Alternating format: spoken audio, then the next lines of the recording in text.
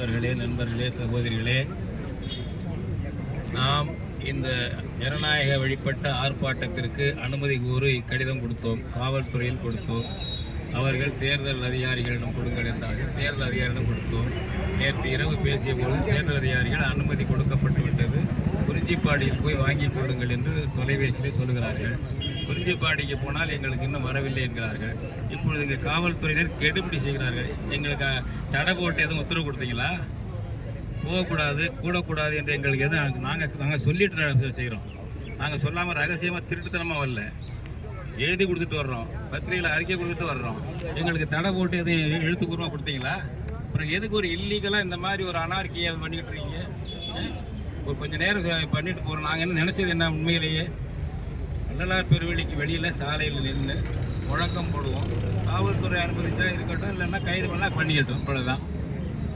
இது மாதிரி உள்ளதை விட்டுட்டு அந்த பையங்க நாமக்கல் மாவட்டத்தில் அந்த பையங்க 28 பேர் சின்ன பசங்க, 2 பேர் நம்ம பொறுப்பாளர்கள், அவர்களை கொண்டு போய் காவல்துறை கைது பண்ணி வச்சுருக்கீங்க. என்னங்க நியாயம் இது?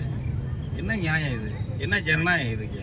சட்டத்திட்ட ஆட்சி நடக்குதா? இஷ்டத்துக்கு நடக்குதா? இங்கே என்ன நாங்கள் அன்லாஃபுல் அசம்பிளியா? இது அன்லாஃபுல் அசம்பிளின்னு எங்களுக்கு எதுவும் எழுதி கொடுத்துருக்கீங்களா?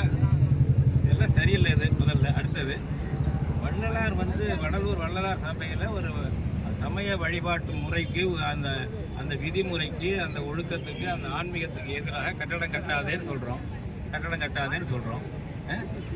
இதே நான் கேட்குறேன், இதே தீட்சிதர் சிதம்பரத்தில் போய் நுழைஞ்சிருவீங்களா?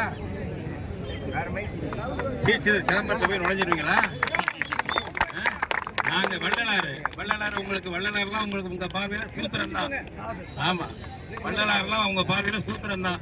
அதானே அர்த்தம். அப்புறம் வள்ளலாரையே சூத்திரங்கும் போது எங்களெல்லாம் ஏமாத்துறோம். எங்களெல்லாம் என்ன செய்ய போகிறீங்க? ஒரு மரியாதை வேண்டாம் வள்ளலாருக்கு? என்ன முறைங்க இது? ஒரு ஆர்ப்பாட்டம் பண்ணுறோம், எழுதி கொடுத்துட்டு பண்ணுறோம். நீங்கள் ஒரு ரிட்டனாக கூட அதை பற்றி உண்டு இல்லைன்னு சொல்ல மாட்டீங்க, நடவடிக்கை எடுப்பீங்க. அப்படி ஏவுவாங்க. இங்கே உள்ள ஆய்வாளருக்கு மற்றெல்லாம் கேட்க மாட்டீங்களா? அது என்னையா லீகலாக எப்படியா நாங்கள் தடுக்கிறது என்னன்னு கேட்க மாட்டீங்களா? மேலதிகாரிகளை நாங்கள் பண்ண போகிறோம், பண்ணுவோங்க. அடுத்தது எல்லாம் சொல்லிட்டாங்க. வள்ளலார் சபைக்குள்ளார அதுக்கு ஒரு 150 வருஷமாக அது இருக்குது. யாரும் போய் எதுவும் பண்ணலை.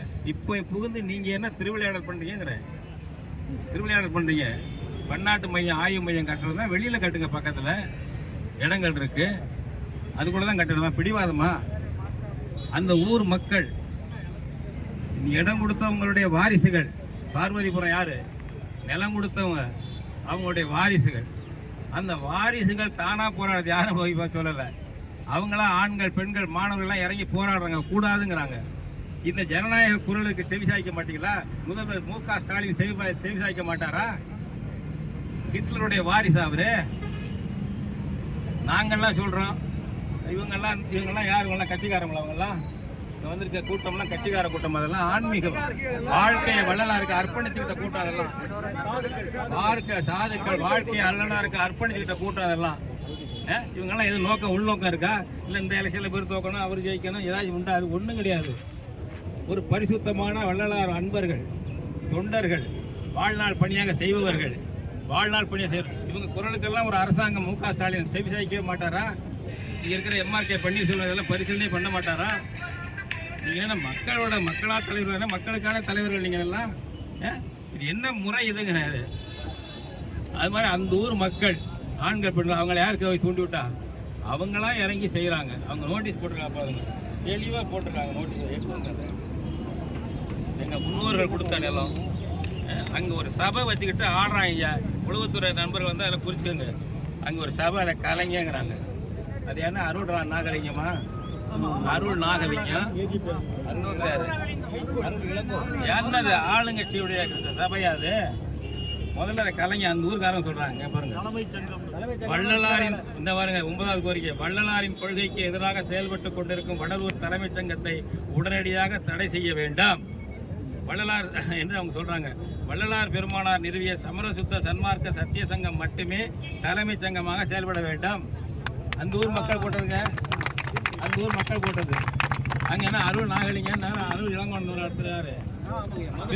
திருவிளையாடல் பண்ணுறீங்களா அங்கே இருந்துக்கிட்டு? ஏன் உங்கள் ஸ்டாலின் துணிச்ச, அவருடைய மைத்துனர் துணிச்சல், அதுதான் நடக்குது. எல்லாம் சுத்த சன்மார்க்க சங்கம். எந்த அரசியல் வேண்டியதில்லை. அதுக்கு அவங்கவுங்க விருப்பம். அரசியல் வேணுங்கிறதா அவங்க விருப்பம். அப்படிப்பட்ட இடத்துல புகுந்து திருவிடையால் பண்ணிட்டு இருக்கீங்க. இதை வந்து கேட்டாக்க ஒரு குரலுக்கு செவி சாய்க்கூடாது. மன்னர்கள் கூட செவி சாய்ச்சான். உன் மகன் செஞ்சது தப்புனா நான் மனித சோழன்ட்டேன். தான் மகனை போய் தேர்காலில் விட்டான். எங்கள் பரம்பரை தமிழ் பரம்பரை. அது என்ன பண்ணுறீங்க? ஒரு பொற்கை பாண்டியன் கணவன் மனைவி அந்தரங்கமாக இருந்தப்போ கதை தட்டிட்டான்னு சொன்னவொடனே தெரியல கையை வெட்டிட்டவன்.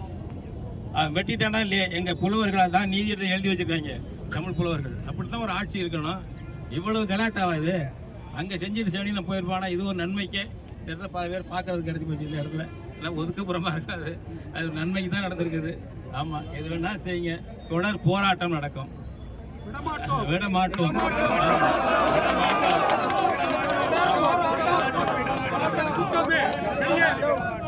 கூட்டமே வெளியேறு, வெளியேறு, திராவிட கூட்டமே வெளியேறு.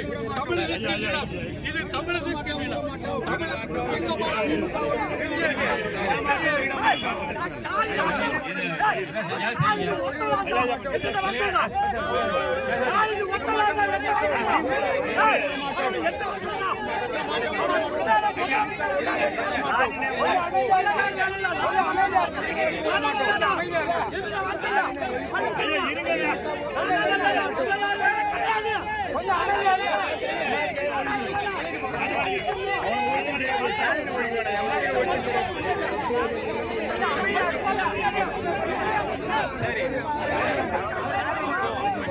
நாங்கள் இப்பொழுது வள்ளலார் பெருவழி நோக்கி பயணம் செய்கிறோம்.